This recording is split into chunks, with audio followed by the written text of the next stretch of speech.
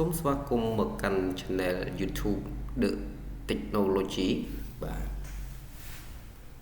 យើងនិយាយថ្ងៃនេះអំពី resistance បាទតើ resistance មានលក្ខណៈយ៉ាងដូចម្តេចបាទអញ្ចឹងយើងបានសិក្សាពីមេរៀនមុនហើយឥឡូវយើងចូលដល់ចំណុចទី3គឺ resistance ពិសេស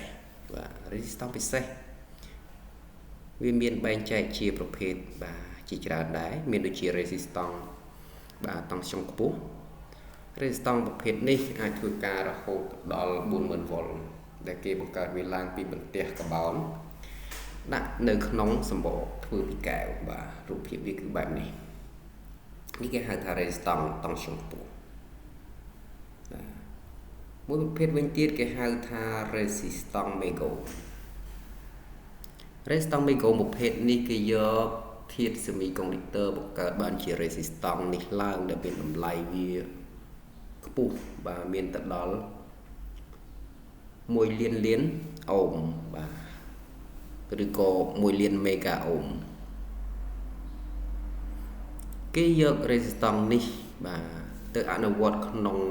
អេឡិចត្រូម៉ែត្រឬក៏ FET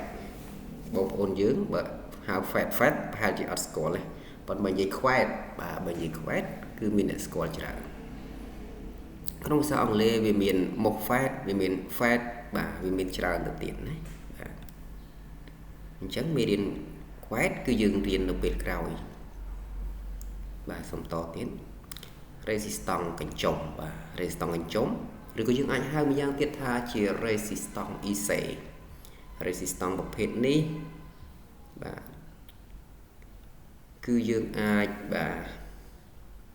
ប្រើនឹងចរន្តដែលមានតម្លៃតូចបាទដូច្នេះវាអត់មានឥទ្ធិពលទៅដល់ដំណើរការរបស់ circuit IC ទេអញ្ចឹង resistance ប្រភេទនេះគឺមានរូបរាងបែបនេះបាទជើងចូលរបស់វាហើយតម្លៃអូមនៃជើងចេញមួយគឺស្មើគ្នាការវាស់វាគឺស្មើគ្នាបើសិនជាក្នុងករណីវាស់ទៅជើង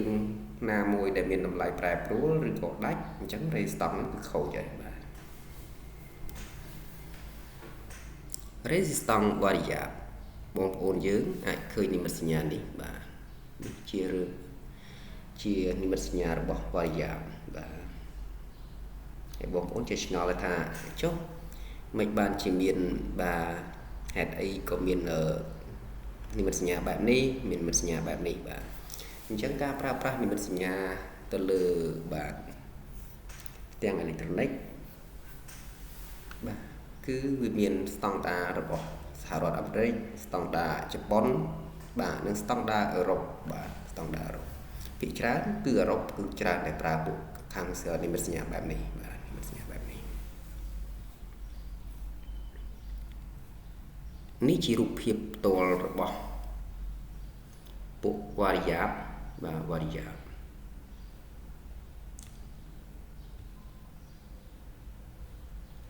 បាទអញ្ចឹងយើងអាចមើលឃើញនៅកន្លែងណាខ្លះបងប្អូនយើង resistance បែបនេះបាទយើងអាចមើលទៅលើបាទមូលដំឡើងវ៉ូលីមមូលអីហ្នឹងគឺយើងមើលឃើញហើយបាទអញ្ចឹងតទៅទៀតបាទតាក់មីស្ទ័រគឺជា resistance មួយដែលគេនិយមប្រើច្រើនបាទគេប្រើវាទាំងមិនគេប្រើវាដើម្បីការពារកម្ដៅឬក៏ដើម្បីទទួលសញ្ញាមួយឲ្យបិទបើកនៅ circuit បាទបិទបើកនៅ circuit អគ្គិសនីអញ្ចឹងបាទគេមានជាឧទាហរណ៍ហោហាយអញ្ចឹងទៅឧទាហរណ៍ថា TT C30D បាទ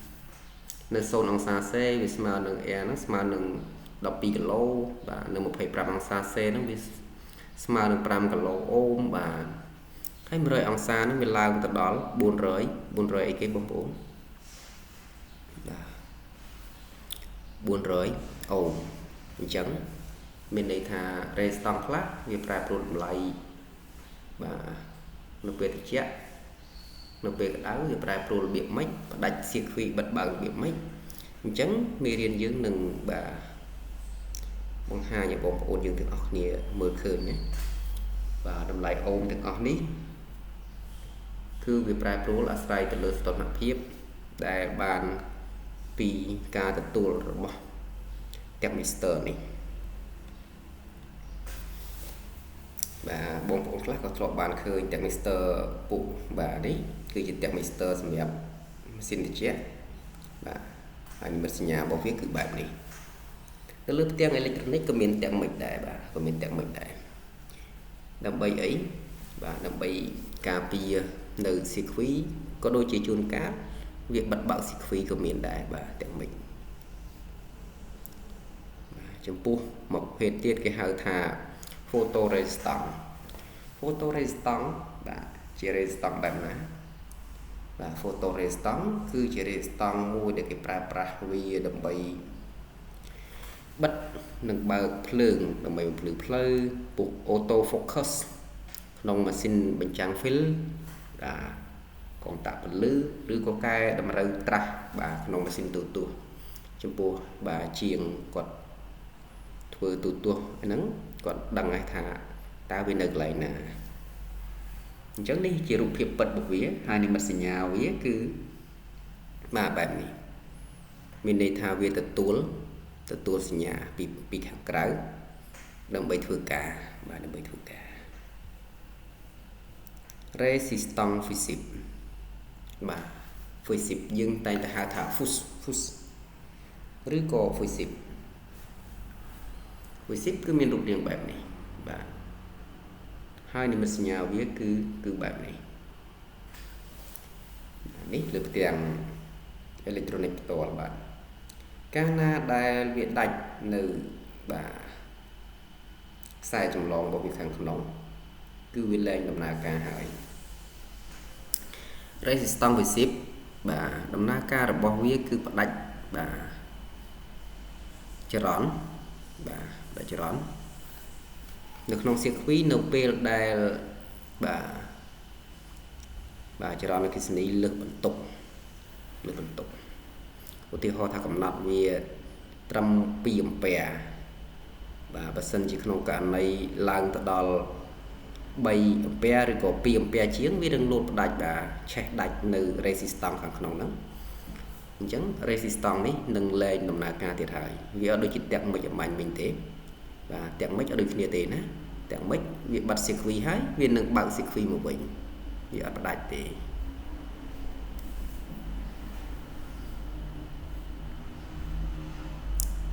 បាទ resistance មួយទៀតគេហៅថា resistance អាស្រ័យនឹង tension បាទនេះរូបភាពពិតរបស់វាយើងអាចមើលឃើញច្រើនបាទមើលឃើញច្រើន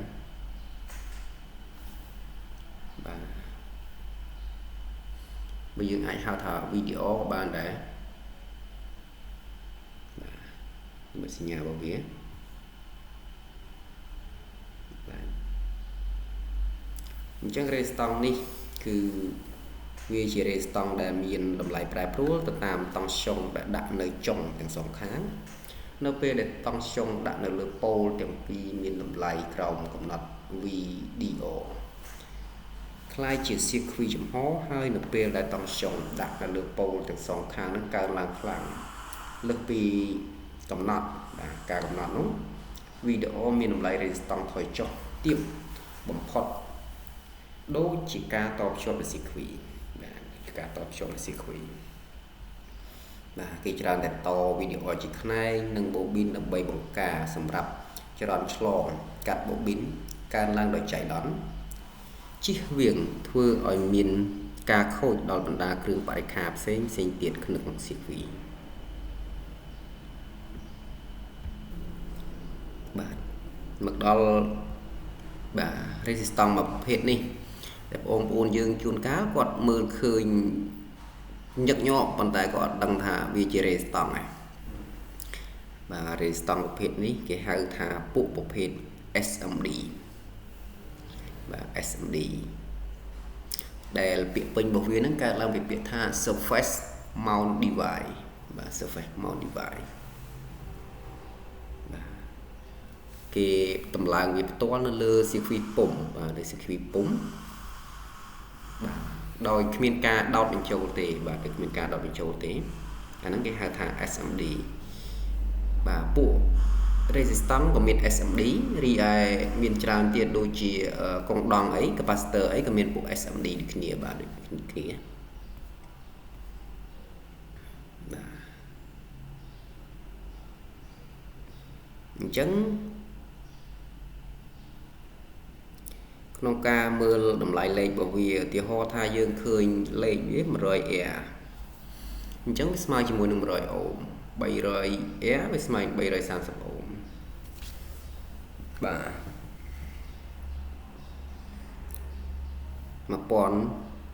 1502ពីខាងក្រោយនេះគឺជាតម្លៃមេគុណបាទអញ្ចឹងនៅពេលដែលយើងសរុបចូលគ្នាមកវាស្មើនឹង15គីឡូអូមមានន័យថាលេខ2នេះស្មើនឹងចំនួន0ដែលត្រូវបន្ថែមពីក្រោយលេខ150ដូចគ្នាដែរនេះ1003អញ្ចឹងមានន័យថាត្រឹមខ្ទង់នេះយើងត្រូវបន្ថែម0.3ទៀតអញ្ចឹងវាស្មើជាមួយនឹង100គីឡូបាទ100គីឡូបាទ resistance យើងអានតម្លៃវាបែបនេះតទៀតគឺដល់ពួកប្រភេទ mel បាទប្រភេទ mel ដែលជាប្រភេទ resistance ដែលមានសម្បក mel ហើយវាមានតម្លៃសរសេរដាក់នៅលើតួដូច resistance ធម្មតាបាទ resistance ធម្មតានេះយើងអាចមើលពណ៌វាបាទមើលពណ៌វាទៅហើយអានតម្លៃវាទៅគឺយើងដឹងហើយថាតើវាមានតម្លៃប្រមាណអូមបាទអញ្ចឹងខ្ញុំសូមរៀបរាប់នៅប្រភេទមួយចំនួនហើយនឹងការប្រើប្រាស់មួយចំនួនបែបនេះបាទ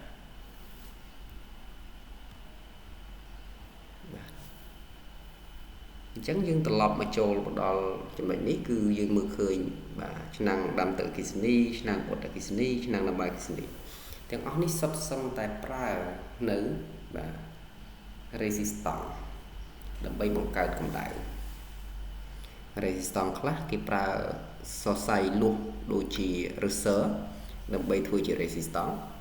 ខ្លះទៀតបាទគេប្រើជាដុំ resistance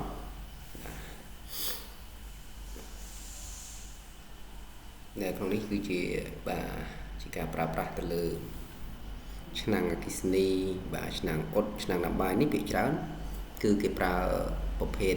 បាទដូចសរសៃ resistor បាទសរសៃ resistor ដើម្បីបង្កើតជាកម្ដៅឡើង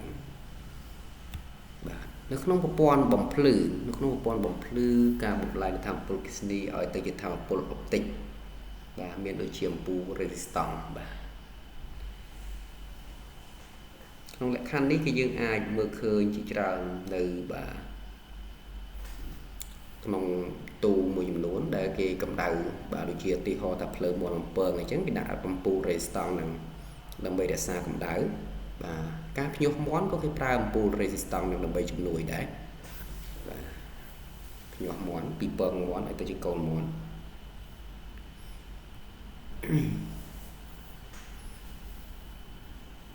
បាទអញ្ចឹងយើងអាចមើលបានណាបាទនេះសម្រាប់ចរន្តបាទ DC 12V ឆ្លងកាត់នៅ resistance ទី1ដែលមានតម្លៃ10អូមបាទ10អូមអញ្ចឹងបន្ទុករបស់យើងនេះ load របស់យើងនេះគឺវានៅប្រមាណ V នៅ 6V បាទនៅ 6V បាទនៅពេលដែលយើងប្រើប្រាស់ resistance ដែលមានតម្លៃអូមកាន់តែធំធ្វើឲ្យចរន្តបាទចរន្តហ្នឹងគឺអាំងតង់ស្តេចរន្តណាបាទដែលរត់ឆ្លងកាត់វាហ្នឹងគឺតិចបាទតិចមានន័យថាអំពែតូចអូមធំអំពែតូចនៅពេលដែលយើងប្រើប្រាស់បាទ resistance ដែលមានតម្លៃអូមតូចនោះបាទតម្លៃរបស់អាំងតង់ស្តេចរន្តហ្នឹងគឺវាកើនបាទដូច្នេះអំពូលរបស់យើងនេះភ្លឺខ្លាំងជាងមុនបាទអញ្ចឹង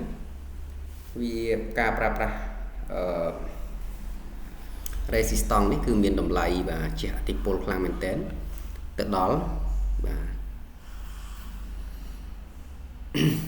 បាទតម្លៃនៃអាំងតង់ស៊ីតេចរន្តអាំងតង់ស៊ីតេចរន្តអញ្ចឹងយើងអាចមើលក្នុងរូបនេះបាននៅពេលដែលយើងប្រើ10បាទ10អូមអញ្ចឹងយើងមើលបាទយើងយក multimeter មកវាស់មកវាបាន 882 បាទចុច353 មីលីអាំពែបាទនៅពេលដែលអ្នកទាំងអស់គ្នាបាទប្រើប្រាស់នៅ resistance ដែលមានតម្លៃត្រឹមតែ5អូមនោះវាឡើងទៅដល់1ចុចបាទ395អាំពែមានចំណុចល្អនិងចំណុចអាក្រក់ដែរបាទយើងប្រើអូមធំមានន័យថាវាភ្លឺតិចប៉ុន្តែវាសំចៃភ្លើងបាទអត់សូវស៊ីខ្លាំងអាំពែតូចអានេះស៊ីច្រើនពូលភ្លឺខ្លាំងស៊ីច្រើន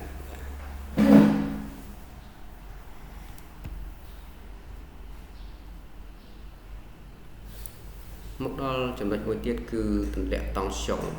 ឲ្យគ្រឿងទទួលបើយើងមានប្រភពមួយដែលមានតង់ស្យុង12វ៉ុលយើងអាចប្រើ resistance ទម្លាក់តង់ស្យុងបាទទម្លាក់តង់ស្យុងន័យថាទម្លាក់វ៉ុលសល់តែ9វ៉ុលដើម្បីយកទៅប្រើជាមួយនឹងគ្រឿងទទួលបាទដែលស៊ីតង់ស្យុង9វ៉ុលបានអញ្ចឹងមើលគេដាក់អីខ្លះបាទមានដូចជា resistance ដែលមាន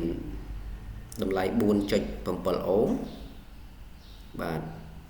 អានុភាព2វ៉ាត់បាទអានុភាព2វ៉ាត់អញ្ចឹងនៅពេលដែលគេដាក់ resistance មកគ្របទៅបាទឆ្លងកាត់បាទនៅពេលដែលប្រភពយើង12វ៉ុលឆ្លងកាត់ resistance ដែលមានបាទតម្លៃ 4.7 អូមនោះតម្លៃតង់ស្យុងរបស់យើងធ្លាក់នៅសល់9វ៉ុលរីឯអាំងតង់ស្តេរបស់យើងអាំងតង់ស្តេចរ៉ននៅសល់ 0.64 អាំពែបាទ 0.64 អាំពែនេះគឺជារបៀបនៃការទម្លាក់តង់ស្យុងបាទនៃការទម្លាក់តង់ស្យុងបាទអញ្ចឹងបើយើងប្រើតម្លៃអូមនឹងកាន់តែធំតម្លៃវ៉ុលនិងតម្លៃអាំងតង់ស្តេចរ៉នរបស់យើងហ្នឹងវាថយចុះទៅតាមនឹងដែរហើយបើយើងប្រើតម្លៃអូមកាន់តែតូចនោះធ្វើឲ្យតម្លៃវ៉ុលរបស់យើងហ្នឹងកាន់តែកើនហើយនឹងអាំងតង់ស្តេចរ៉នរបស់យើងហ្នឹងក៏កាន់តែកើនដែរបាទ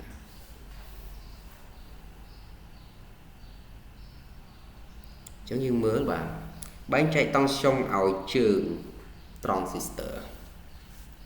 បាទនេះ transistor ណាយើងអត់ទាន់រៀនដល់ទេប៉ុន្តែសូមបង្ហាញតិចទៅ12វ៉ុលឆ្លងកាត់បាទ resistance ទី1មានតម្លៃប៉ុន្មាន 4.7 អូម resistance ទី2មានតម្លៃ2គីឡូអូម resistance ទី3មានតម្លៃ3គីឡូអូមបាទ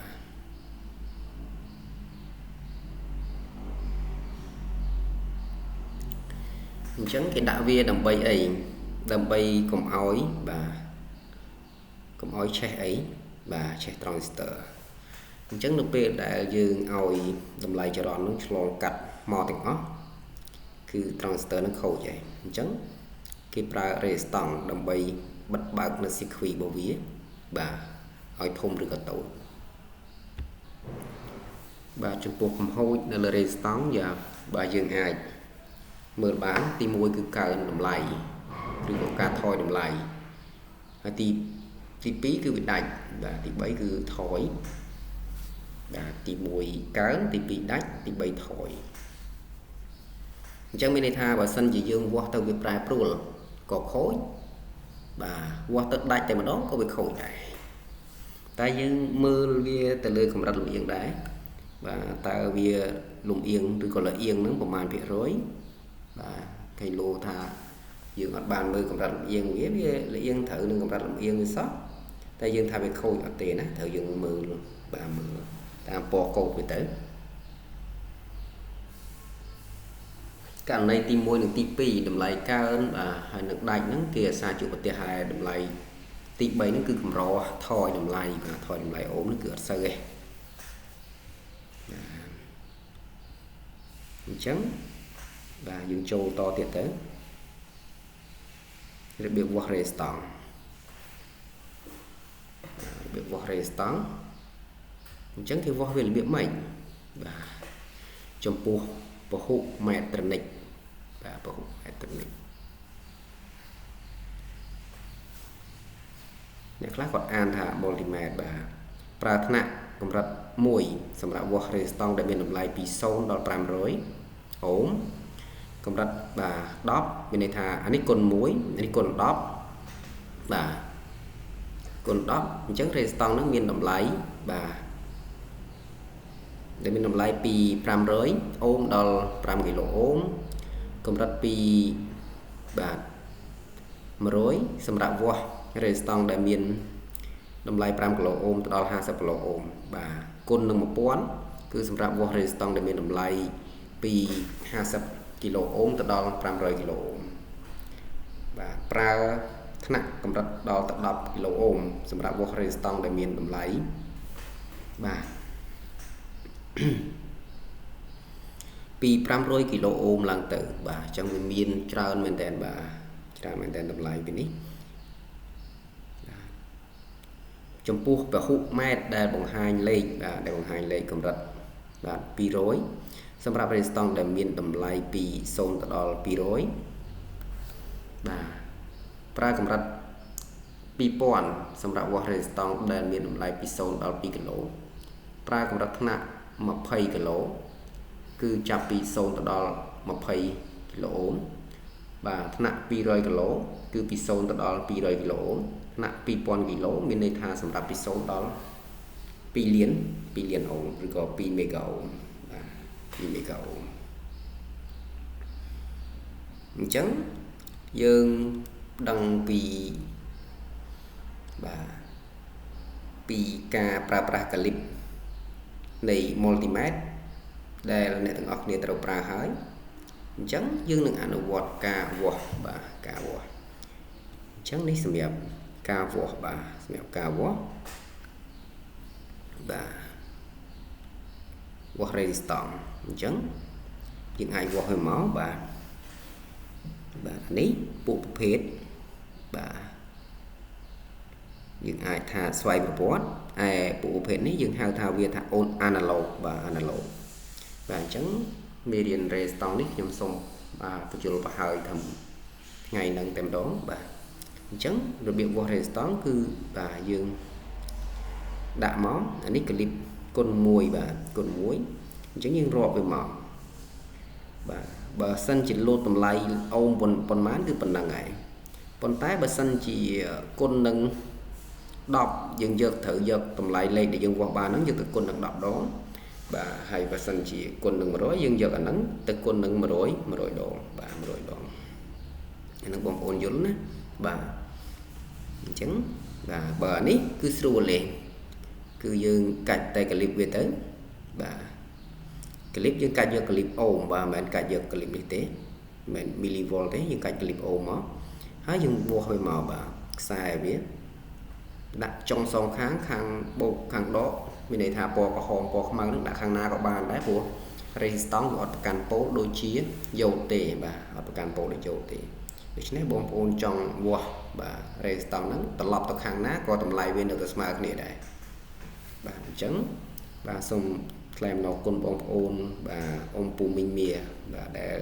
បានទស្សនានៅមេរៀន resistance នេះបាទហើយសង្ឃឹមថានឹងមានជាចម្ងល់បាទមានជាចម្ងល់អាចសួរបានបាទបើសិនជាមានចំណុចខ្វះខាតឬការបកស្រាយរបស់ខ្ញុំទៅមានបាទមានការឆ្គាំឆ្គងត្រង់ចំណុចណាសូមខន្តីអភ័យទោសផងបាទសូមអរគុណច្រើន